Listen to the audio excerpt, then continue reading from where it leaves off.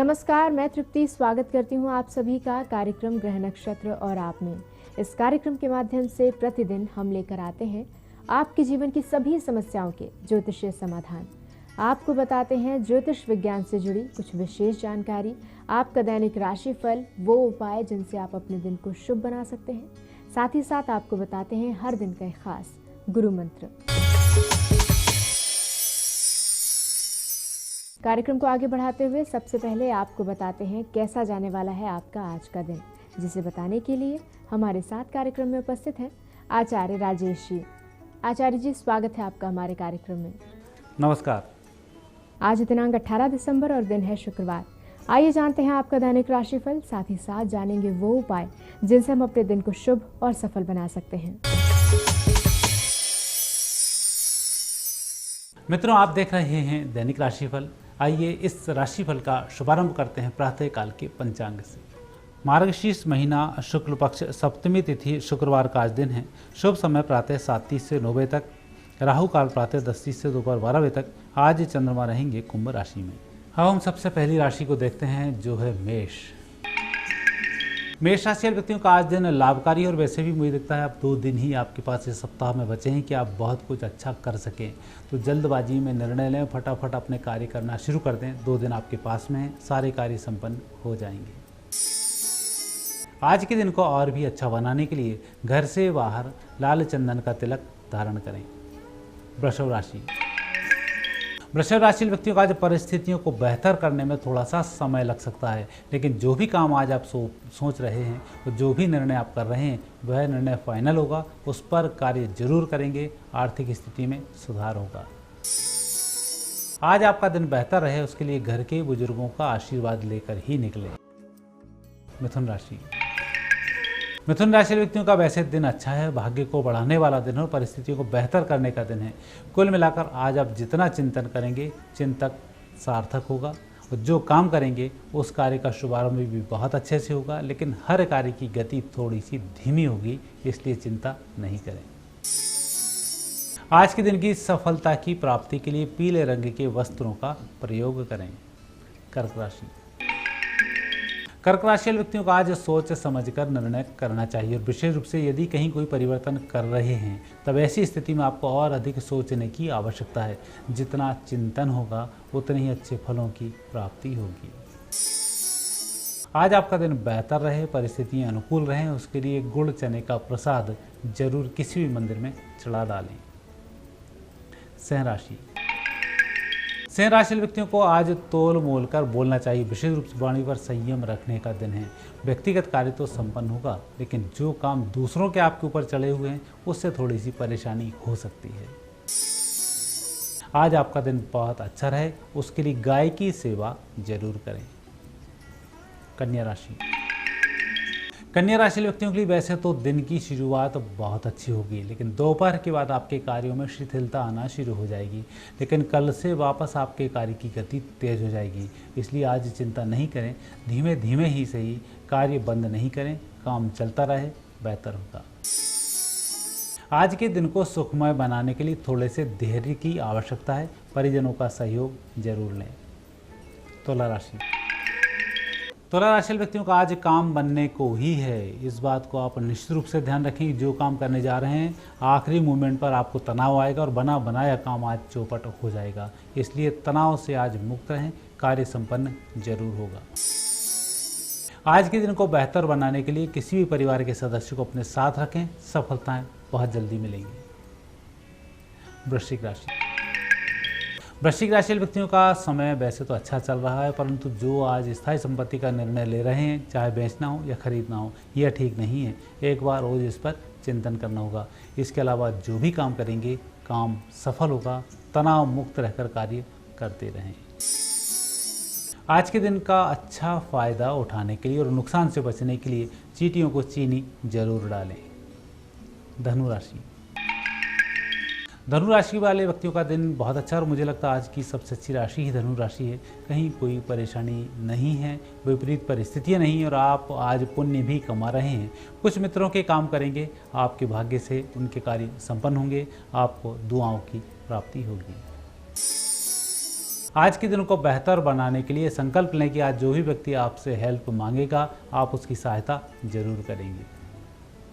मकर राशि। मकर राशि व्यक्तियों का दिन अच्छा दिन है, धन को बढ़ाने वाला दिन है, योजनाओं पर कार्य करने वाला दिन है। आज आपको हाथ पर हाथ रखकर नहीं बैठना चाहिए। निराशा के भाव से अलग हटकर कार्य करें, सफलताएं बहुत अच्छी प्राप्त होंगी। आज के दिन को बेहतर बनाने के लिए परिजनों से आशीर्वाद लेकर कार्य पर निकलें, सफलताएं मिल जाएंगी। कुंभ राशि। कुंभ राशि का यूं तो दिन अच्छा चल रहा है, खुशखबरी भी आज आपको सुनने को मिलेगी, लेकिन व्यक्तिगत रूप से जो कार्य करने जा रहे हैं उसमें कहीं ना कहीं मुझे संदेह दिखाई देता है कि एक बार आपको रीडिंग करना होगा, किसी अन्य व्यक्ति की या अनुभवी व्यक्ति की सलाह लेनी होगी, तब जाकर दिन शुभ होगा। आज के दिन को बेहतर बनाने के लिए जल्दबाजी पर नियंत्रण रखें। जिन लोगों से काम लेना है उनके घर जाकर आप सहायता लें। मीन राशि। मीन राशि व्यक्तियों का दिन वैसे अच्छा दिन है लेकिन खर्चीला है। दिन आनंददायक है लेकिन यात्राओं भरा है। दिन में खुशी की प्राप्ति होगी लेकिन कड़ी मेहनत के साथ। कुल मिलाकर आज आपको सजग रहकर कार्य करना चाहिए, दिन बेहतर होगा। आज के दिन को और भी अच्छा बनाने के लिए आज धन का दान जरूर करें। और अब समय है गुरु मंत्र जानने का। आइए जानते हैं आज के दिन क्या खास है गुरु मंत्र में। मित्रों, अभी हम वास्तु टिप्स की बात कर रहे हैं इस पूरे माह, और यही है समृद्धि सूत्र।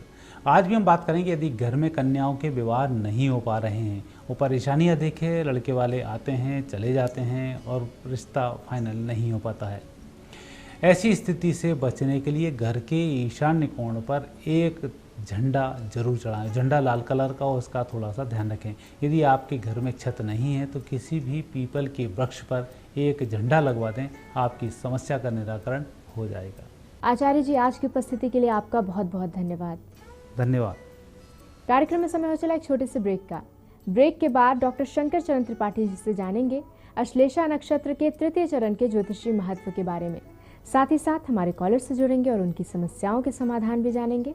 तो कहीं जाइएगा मत, देखते रहिए कार्यक्रम ग्रह नक्षत्र और आप।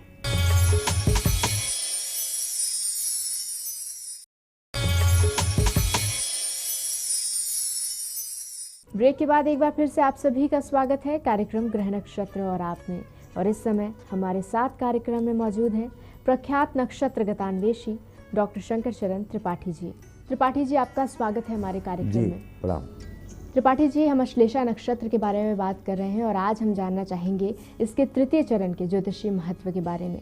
तो हमारे दर्शकों को इसका ज्योतिषीय महत्व तो बताइए ही, साथ ही ये भी बताइए कि इसमें जन्मे जातकों का जीवन और भविष्य कैसा होता है और कैसे वो अपने करियर में सफलता प्राप्त कर सकते हैं। इस नक्षत्र के स्वामी बुध और तृतीय चरण में चरण का स्वामी स्वयं शनि। रोगी दुर्बलोकायः पांडुरोगात गुल्मका कुतर्कोऽयं भ्रमश्चैव मलिनो देहदारुणा। वशिष्ठ के ही वाक्य में इस नक्षत्र के तृतीय चरण में जन्म लेने वाला जातक रोगी क्यों होता है? जब इस नक्षत्र का स्वामी स्वयं बुध है और तृतीय चरण का स्वामी स्वयं शनि है, फिर रोगी क्यों होता है? बुध को हमने कहा ना, खाली स्थान गुब्बारा मानो, तो शनि को हवा। जब भर जाएगी पेट फूलेगा, आंख फूलेगी, जगह जगह गांठें पड़ेंगी शरीर में, और जब ऐसी अवस्था होगी तो शरीर के अंदर जो युग्मक हैं या जॉइंट्स हैं, उनके अंदर पाया जाने वाला मेटाबॉलिज्म या द्रव्य, मेटाबॉलिक फ्लूइड जिसको कहते हैं आप, वो सूखता है शनि के कारण, जिसके कारण देह में होने वाले मोमेंट में कमी आ जाती है। सिद्ध हुआ व्यक्ति मलिन हो जाएगा, एक स्थान पर रुकने की बाध्यता होगी उसकी, तो दरिद्रता भी होगी, क्योंकि बिना चले फिरे और बिना क्रियाशीलता के लक्ष्मी का आगमन पुरुषार्थ के अभाव में नहीं हो पाता। जो बिरले भगवानों को छोड़ दो जिन्हें भूत कमा कर दे जाता है। यानी इस नक्षत्र के तृतीय चरण में जन्म लेने वाला जातक कदाचित बांस का बना हुआ घर में निवास करता है, या दरिद्रता और रोग को समूल नष्ट करने के निमित्त बांस के झंडे का सहारा लेता है, तो उसके अनुपात में आकाशमंडल से आने वाली ताड़ी चालक की तरह ये झंडा केतु सांकेतिक होने के कारण बुध से आकृष्ट होकर शुक्र का निर्माण कर जातक को निरोगी ही नहीं बनाता, अपितु मलिनता दरिद्रता के अभिशाप से मुक्त कर धनवान शुभ्र और सुचिता से भी युक्त करता है, ऐसा प्रमाणों से देखा गया है। इस विशेष जानकारी के बाद अब समय है हमारे कॉलर से जुड़ने का। आइए जानते हैं हमारे आज के दिन के पहले कॉलर कौन हैं। मैं शर्मा रायवेली से बोल रहा हूँ। मैं अपने बच्चे विषय नमन शर्मा के विषय में जानना चाहता हूँ, कहाँ कब और कैसे होगी। जन्म विवरण है 26 मई 1988 शाम 5:31 पे, प्लेस है कानपुर। गुरुजी शादी कहाँ और कैसी लड़की से होगी, इसके बताने का कष्ट करें। वृश्चिक कन्या हस्त, मंगल की चतुर्थ दृष्टि तो नहीं पड़ रही, लेकिन शुक्र अष्टम गया हुआ है और सप्तमेश होकर बहुत जल्दीबाजी मत करना विवाह में, भला संभल कर विवाह करना। 28 वर्ष 6 माह 9 दिन जोड़ो इसमें। 2016 के जून में इसके विवाह फाइनल होने का क्रमांक मिलता है। टेंट बुकिंग चाहे जब आप करें। जुड़ते हैं हमारे अगले कॉलर से, सुनते हैं इनकी समस्या क्या है। जी गुरुजी प्रणाम। मैं इंदिरा उपाध्याय जोधपुर राजस्थान से बोल रही हूँ। मेरे बेटे का नाम है विनोद कुमार उपाध्याय। उसका जन्म तारीख है 27/1/1980 और जन्म समय है सुबह 4:50 उदयपुर राजस्थान। मैं प्रश्न करना चाहती हूँ कि मेरे बेटे के स्टेज प्रॉब्लम है, वो हकला के बोलता है, तो कृपा करके कोई ज्योतिष उपाय बताइए। धनु वृष रोहिणी, वृष और रोहिणी कृष्ण का था, क्या वो हकलाता था? पहले पता लगाओ। हकलाता था कृष्ण। तू मन टी अटी भोड़ी वो मैया मोड़ी। सूरदास ने इस भाव की अभिव्यक्ति की है। Due to the conjunction of moon and Ketu, चंद्रमा के साथ केतु हो जाए, स्टम्बलिंग प्रॉब्लम आएगी, चाहे वो स्वयं महायोगेश्वर कृष्ण ही क्यों ना हो।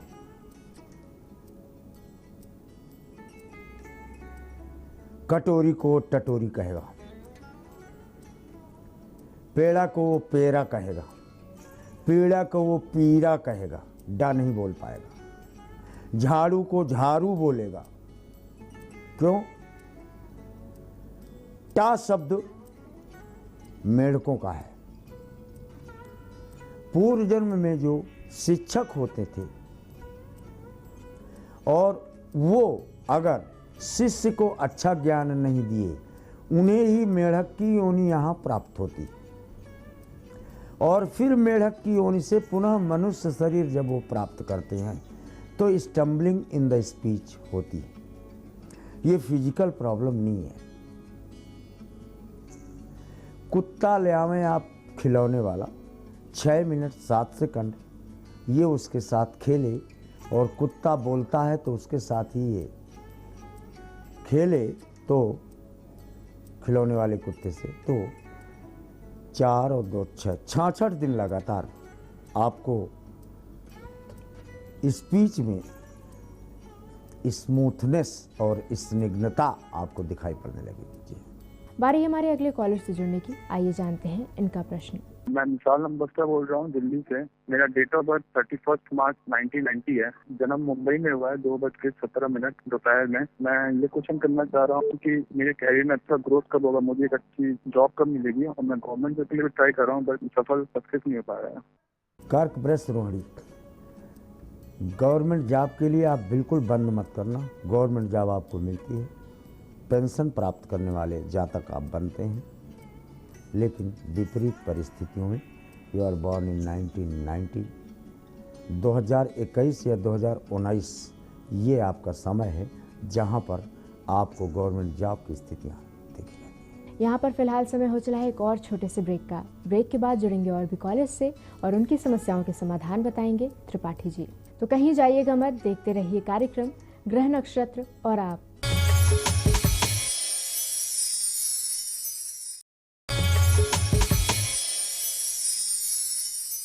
ब्रेक के बाद एक बार फिर से आप सभी का स्वागत है। आप देख रहे हैं ग्रह नक्षत्र और आप।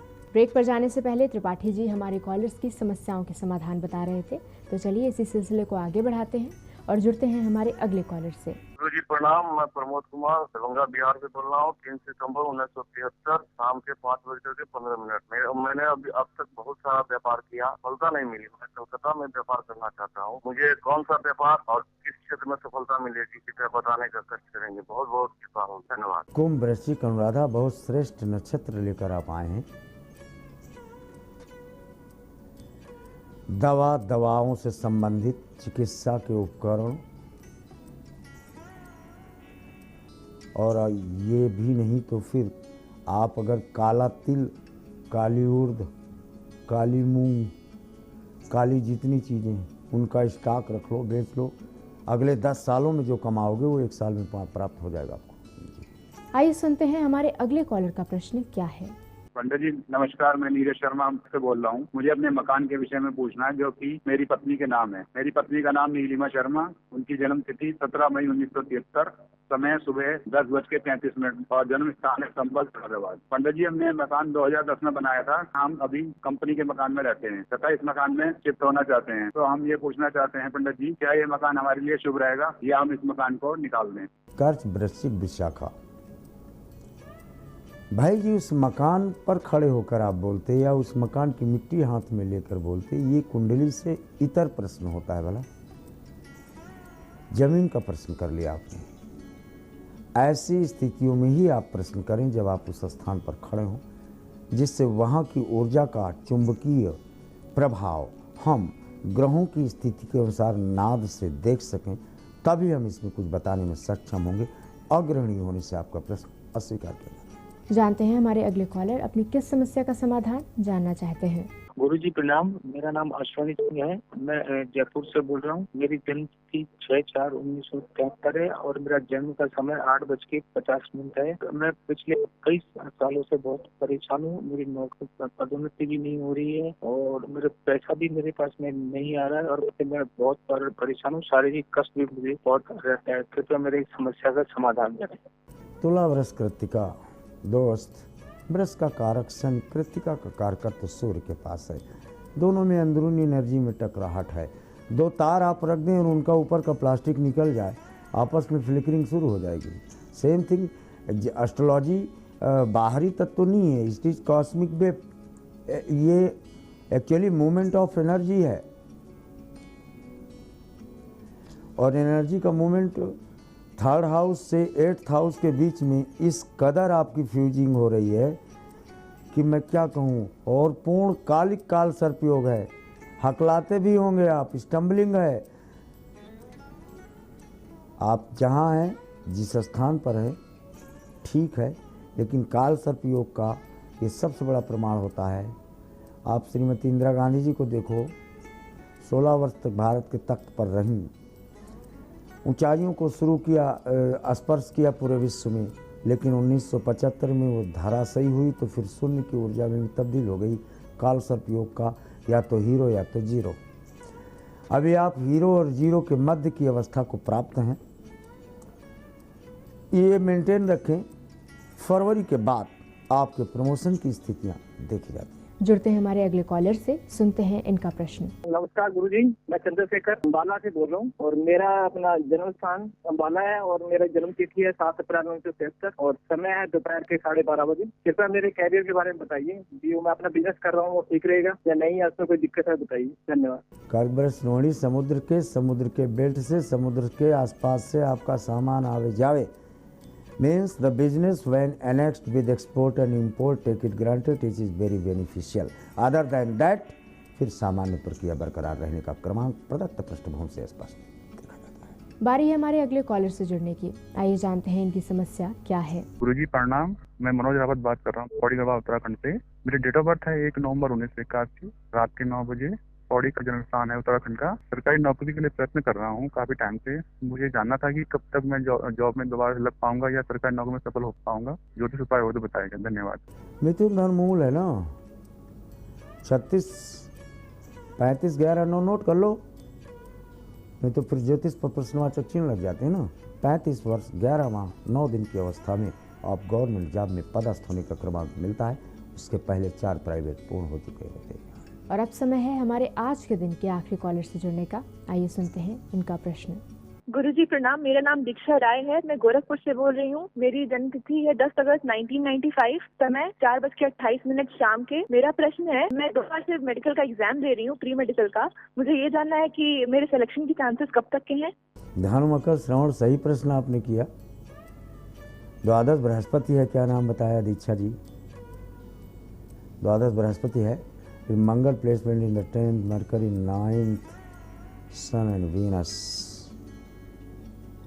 हड्डी और दांत, इनके चिकित्सक बनने का क्रमांक प्रथम दृष्टया हड्डी, दांत एंड आंख बनने का क्रमांक प्रदत्त पृष्ठभूमि से पुरुषार्थ के अनुपात में स्पष्ट देखा जाता है। त्रिपाठी जी, आप कार्यक्रम में आए, आपने हमारे दर्शकों को ज्योतिष विज्ञान से जुड़ी इतनी विशेष जानकारी दी, उनकी समस्याओं के समाधान बताए। आपका बहुत बहुत धन्यवाद।